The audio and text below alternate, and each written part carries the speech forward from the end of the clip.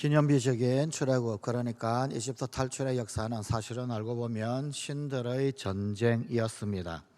모세는 단지 하나님께서 사용하셨던 도구, 야훼께서 뽑아 쓰셨던 도구일 뿐이었습니다.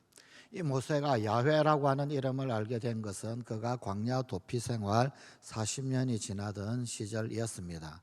광야에서 양을 치고 있는데 호렙산을 오르던 중 떨기나무에 붙은 불이 꺼지지 않는 광경을 목격을 합니다. 그런데 그 불꽃 앞에서 들려온 음성이 있었습니다. 네가 선 곳은 거룩한 곳이니 신을 벗어라. 그래서 그 소리에 신을 벗었습니다. 그때 말씀이 내렸습니다. 오늘 본문 7절 말씀입니다. 내가 애굽에 있는 내 백성의 고통을 분명히 보고 그들의 감독자로 말미암아 부르짖음을 듣고 그 근심을 알고. 이 부분을 표준 세번역 성경은 이렇게 번역하고 있습니다. 나는 이집트에 있는 나의 백성이 고통받는 것을 똑똑히 보았고 또 억압 때문에 괴로워서 부르짖는 소리를 들었다. 그러므로 나는 그들의 고난을 분명히 안다. 이것이 바로 출애굽의 동기였습니다. 나는 보았다, 들었다, 알고 있다. 우리의 고통을 보시고 부르짖음을 들으시고 우리의 속 깊은 근심과 고난을 아시는 분, 하나님은 우리가 힘든 것, 어려운 것, 그리고 고통받는 것, 그것을 다 보셨습니다. 이분의 눈은 못 보시는 것이 없습니다. 우리의 약점이 아니라 우리의 어려움, 우리의 안타까움을 보고 계신 것입니다.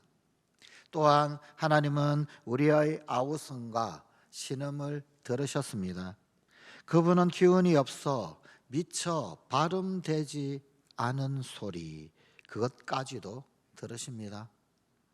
그리고 하나님은 우리의 고통을 잘 알고 계십니다. 아시는 분이십니다. 본문에서 안다, 이 안다라고 하는 이 표현, 히브리어 동사 야다라는 동사를 쓰고 있습니다. 이 말은 속속들이 알고 있다. 다시 말하면 경험된 지식, 겪어보아 아는 지식을 야다라고 합니다. 그러니 하나님께서는 우리의 속을 다 알고 계신 것입니다. 너의 마음이 나의 마음이다. 너의 고통이 나의 고통이다. 이런 뜻입니다. 이제 이분께서 당신 계획을 모세에게 알려주십니다. 나는 아브라함과 이삭과 야곱에게 약속을 하였다. 그 약속을 실현하기 위해 너를 불렀다. 네가 내 백성을 이집트에서 끄집어내어서 약속의 땅, 젖과 꿀이 흐르는 땅으로 데리고 가거라. 그러자 모세가 당신을 누구라고 불러야 합니까? 어느 신의 이름으로 이집트 파라오에게 당신의 말씀을 전해야 하겠습니까? 라고 묻습니다. 이에 하나님께서 모세에게 당신의 이름을 알려주십니다. 오늘 본문 14절 말씀입니다. 나는 스스로 있는 자이니라. 히브리어로 에흐예 아쉐르 에흐예라고 합니다. 우리말로는 좀 더 나는 나야 뭐 이런 뜻입니다. 나는 있는 나다.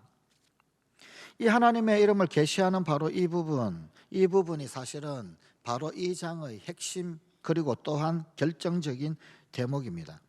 히브리인들에게 전해진 이름, 그 이름은 여호와, 사실은 좀 더 히브리 발음으로는 야훼라고 하는 발음이 더 정확한 이름입니다. 원어에 더 가깝습니다. 그런데 사실 이 이름은 자음으로만 되어 있어서 정확히 뭐라고 발음을 하는지 알 길이 없는 그런 문자입니다. 그리고 이 이름 글자는 너무 소중해서 신성 사문자라고 합니다. 이 이름을 입으로 발음을 해서는 안 됩니다. 입술에 이 이름을 함부로 불러서도 안 됩니다. 그래서 성경에 이 이름이 나오면 그러면 주라고 하는 뜻의 히브리어 아도나이라고 하는 히브리어로 바꾸어 읽었습니다. 만약 여호와께서 이렇게 말씀하셨다라고 한다면 이 부분을 아도나이께서 이렇게 말씀하셨다라고 읽어야 했습니다. 다만 이 신성 사문자와 오늘 본문 14절, 이 14절에 나오는 나는 스스로 있는 자이니라 라고 하는 이 히브리어 원문에 쓰인 글자가 좀 언뜻 보기에 비슷한 글자, 그 비슷함이 반복되어지는 그런 모양새를 띠고 있는 것을 알 수가 있습니다. 그래서 학자들은 모세에게 알려주신 이 하나님의 이름을 일종의 언어 유희일 수도 있다, 그렇게 여기기도 합니다. 그리고 바로 이 말에서 야훼라고 하는 이름이 우리에게 알려진 것입니다. 하여간 나는 스스로 있는 자이니라, 이 에흐예 아쉐르 에흐예, 이 원문의 결정적인 구성인자, 핵심 글자는 하야라고 하는 동사입니다. 스크린에 보이는 저 글자가 많이 반복된 듯이 그렇게 느껴지시지요. 그런데 이 하야라고 하는 이 말, 이 동사는 사실은 영어로 표현을 하자면 영어 동사의 비동사에 해당이 됩니다. 그래서 우리말 영어 성경 킹 제임스 버전은 이 부분을 I am who I am 이라고 그렇게 번역을 해 놓았습니다. 그런데 사실 이 부분이 히브리어 이 문법으로는 1인칭 현재 미완료태 뭐 이런 시제가 다 있나, 이런 문법이 다 있나. 그렇죠. 이 우리나라에는 없는 시제이고 우리말에는 없는 문법입니다. 1인칭 현재 미완료태로 쓰이고 있습니다. 그런데 이게 영어에도 사실은 없는 시제죠.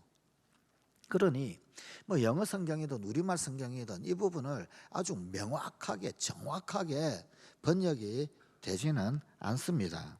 하여간 좌우지간 이 시제를 히브리어의 그 문법적 시제를 그대로 최대한 살려본다면 충분히 반영을 해서, 그래서 억지로 한번 영어로 번역을 해보자면 I am who I am 보다는 I will be who I will be 라고 하는 이 정도쯤이 됩니다. 그러니까 I will be who I will be, 그러면은 나는 내가 되고자 하는 존재가 될 것이다. 참 말이 어려운데 뭐 이 정도쯤 되는 것이 원래 원뜻입니다. 결국 하나님의 이름은 뭐냐면 이게 자유자재라는 거예요. 자유자재. 그래서 못할 것이 없는 전능자라고 하는 뜻입니다. 이것은 내용상으로 야훼는 이분 뒤에 아무도 없고, 그리고 또한 이분이 근원이시고 알파이고 오메가이다 라고 하는 의미를 지닙니다. 바로 이런 야훼의 의미를 배경으로 하여서 모세오경의 최결론 부분인 신명기 32장 39절은 이렇게 선언을 하고 있는 것입니다. 이제는 나 곧 내가 그인 줄 알라. 나 외에는 신이 없도다. 나는 죽이기도 하며 살리기도 하며 상하게도 하며 낫게도 하나니 내 손에서 능히 빼앗을 자가 없도다. 표준 세번역은 이 부분을 이렇게 번역합니다. 그러나 이제는 알아라. 나 오직 나만이 하나님이다. 나밖에는 다른 신이 없다. 나는 죽이기도 하고 살리기도 한다. 나는 상하게도 하고 낫게도 한다. 아무도 내가 하는 일을 막지 못한다. 이렇게 볼 때 출애굽기, 더 나아가서 구약 성경은 야훼라는 하나님의 이름을 가르쳐 주면서 하나님은 세상에 드러나고 세상에 알려지는 그런 과정입니다. 또한 한술 더 떠서 하나님 당신이 절대 주권을 지니신 야훼이심을 증명하는 과정이라고 할 수 있습니다. 그래서 출애굽기는 신들의 전쟁이라고 하는 관점에서 봐야 한다라는 것입니다. 그때 당시의 그 이집트에는 많은 신들이 있었습니다. 이집트 사람들이 믿던 그 모든 신들을 거슬러 야훼께서는 유감없이 당신의 존재를 드러내시고 당신을 믿는 백성들 그들을 따로 뽑아내셔서 이 백성을 키워주시는 과정이 출애굽의 과정이기 때문입니다. 그런 의미에서 보면 출애굽은 오늘날에도 완성되지 않았다라고 할 수 있습니다.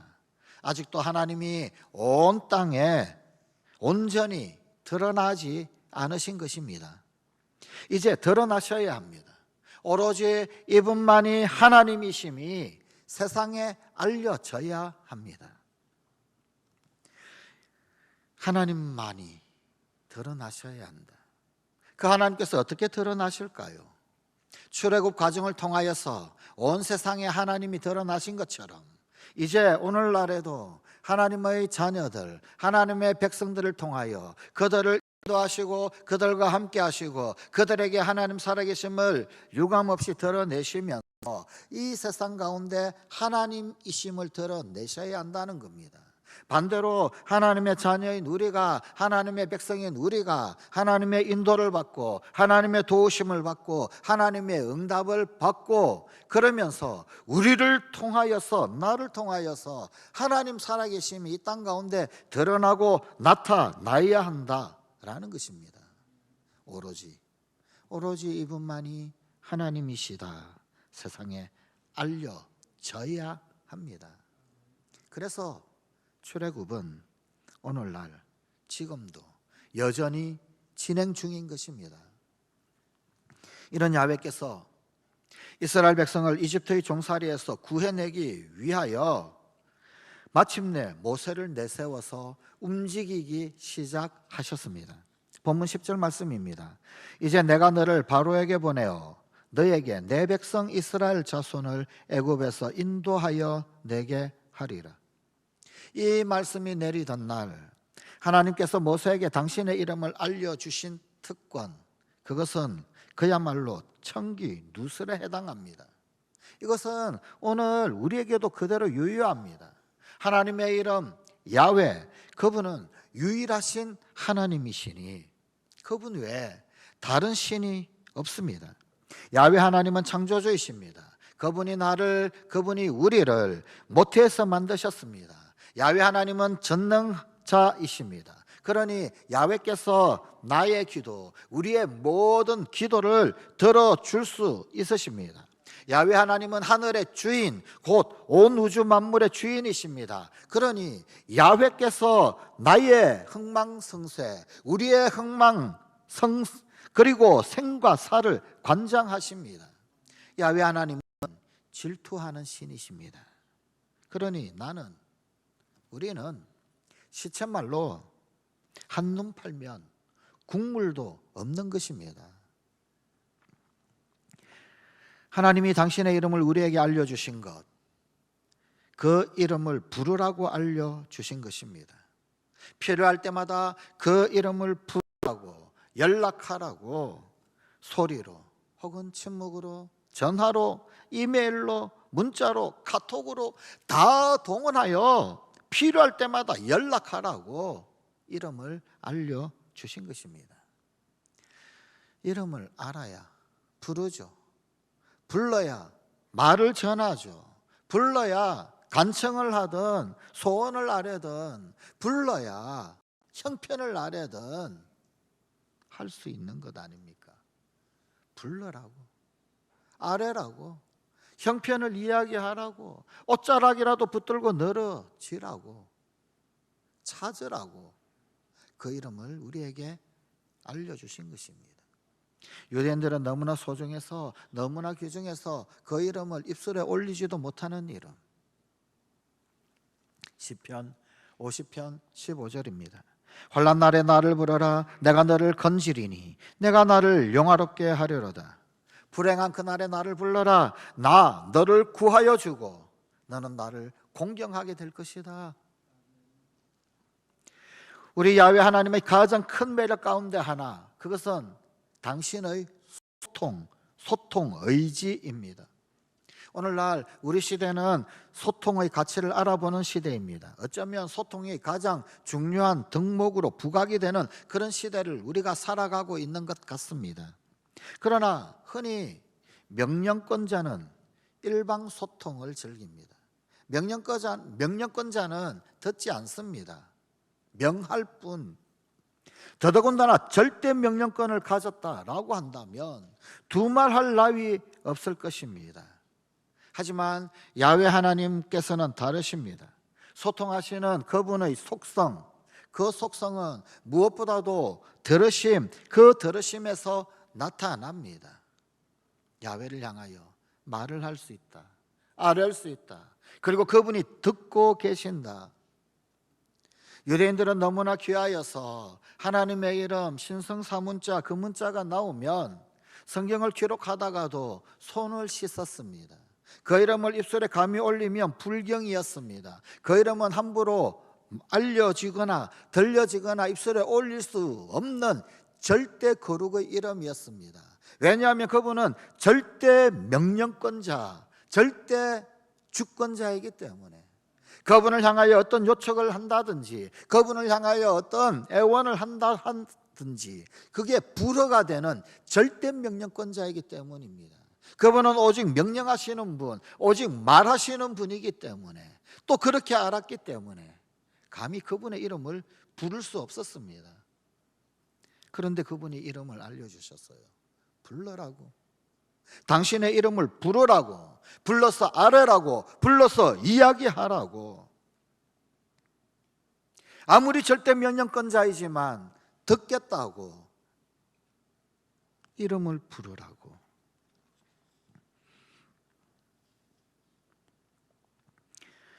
소통하시는 그분의 속성, 그분의 들으심. 오늘 본문 7절 말씀을 경청해 보십시다.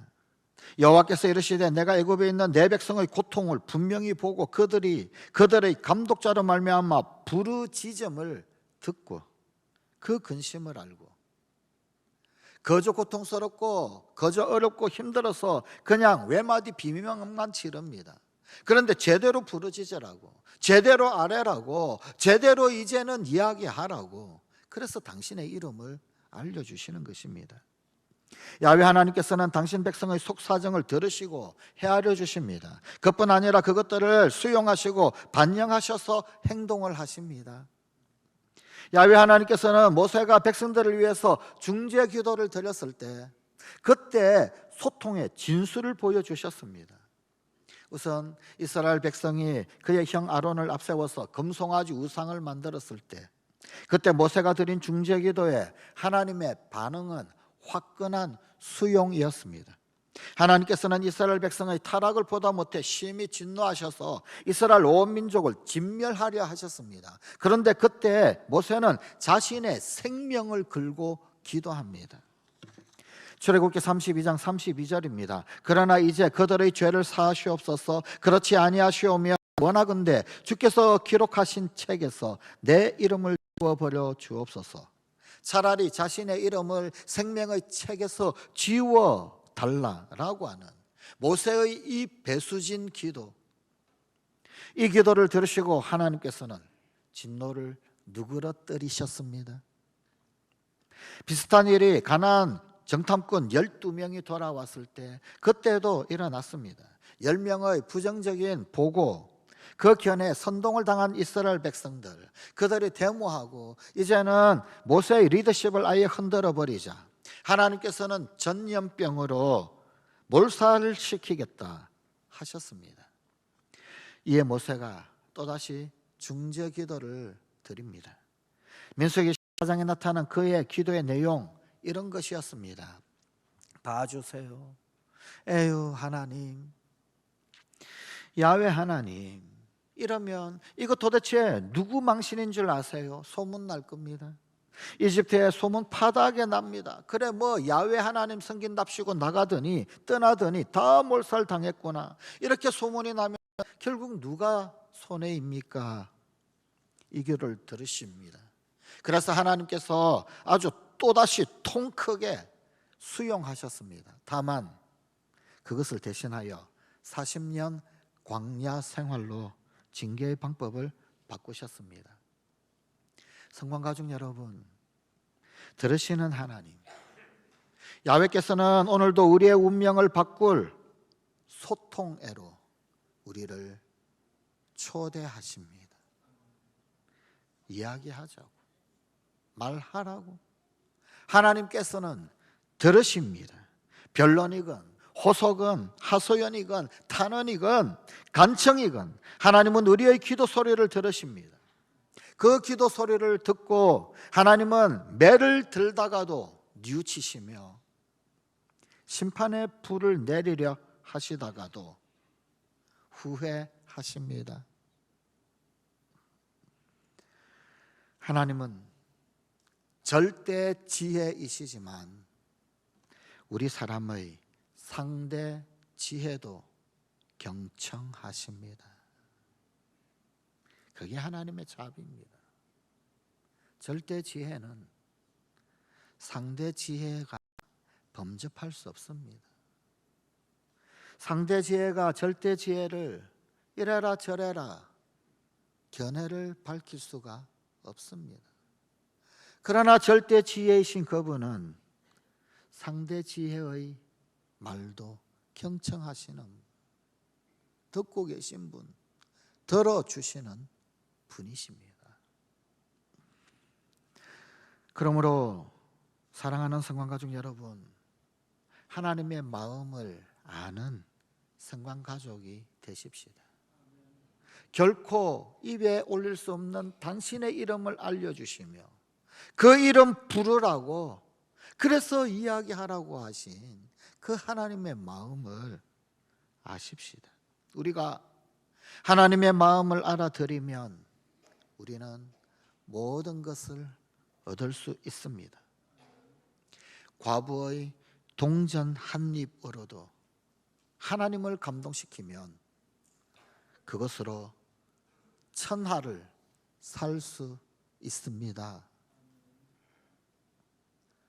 기도하십시다. 아버지 하나님, 결코 우리가 부를 수 없는 그 이름, 그러나 그 이름을 우리 입술에 올릴 수 있게 허락하시고 듣겠다고, 말하라고, 알겠다고 오늘도 우리에게 다가오시는 주님을 거절하는 어리석음 더 이상 우리가 가지지 않게 하시옵소서. 우리 사랑하는 모든 성관가족들, 하나님의 마음을 아는, 하나님의 이 거룩한 뜻을 아는, 하나님의 이 자비를 아는 우리 성관가족들 되게 하여 주시옵소서. 참으로 절대 부족의 지혜로 그럼에도 불구하고 하나님의 마음을 조금이라도 알아들이면 오늘 우리에게 모든 것을 허락하시는 주님의 거룩한 자비와 긍휼이 나타남을 우리가 똑똑히 겪어 깨달아 알게 하여 주옵소서. 과부의 동전 한 입으로도 하나님을 감동시키면 그것으로 천하를 사게 되는 바로 그 주인공이 우리 성관가족에게 하여 주시옵소서. 예수님 이름으로 기도드리옵나이다. 아멘.